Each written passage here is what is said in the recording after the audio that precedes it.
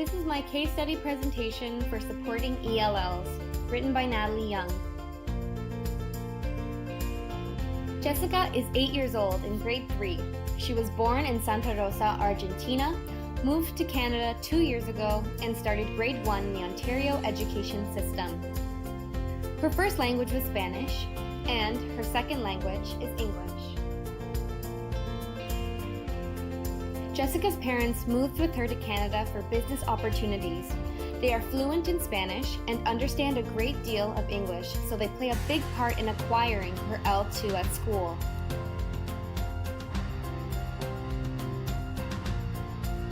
In our conversation, Jessica remembered learning English when she was in kindergarten in Argentina, similar to how we learn French here in Canada. They learned how to count in English, as well as a few animal and color names. So she was familiar with a bit of the language before coming to the country. Jessica also told me how she uses more of the Spanish language when she is at home talking to her parents and reading picture books, and uses more English when she is at school reading, writing, and speaking with her friends and her teachers.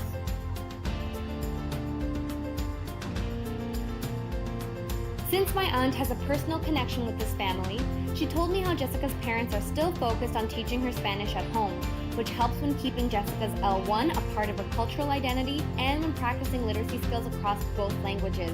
So this really helped me to fill in that specific gap.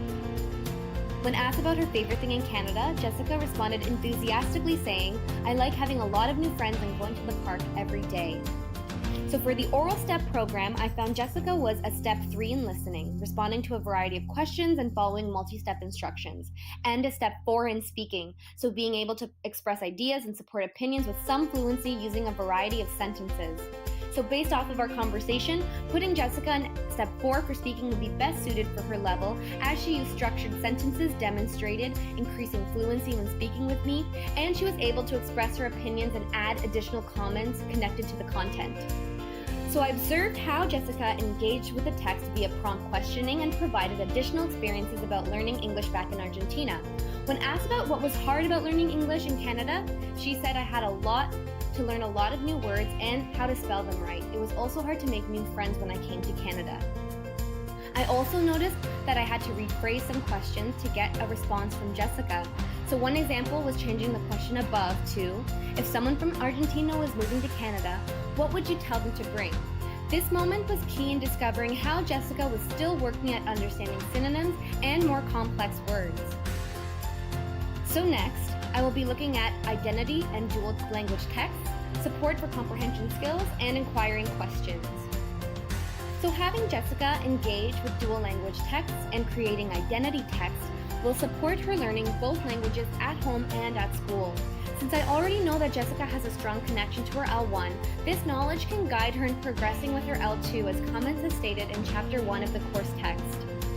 I would also suggest that Jessica creates a list of vocabulary words using Spanish-English dictionaries to help guide her when understanding more complex words she comes across while at school, as well as having her teacher incorporate these words into class discussions and activities, supporting her ability to define, recognize, and understand and decode words in English.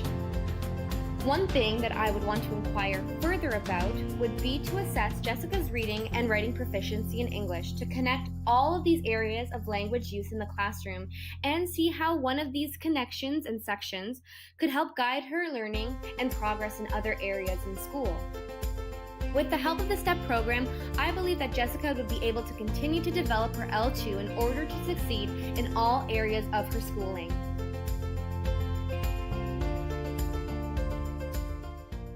Created using Powtoon.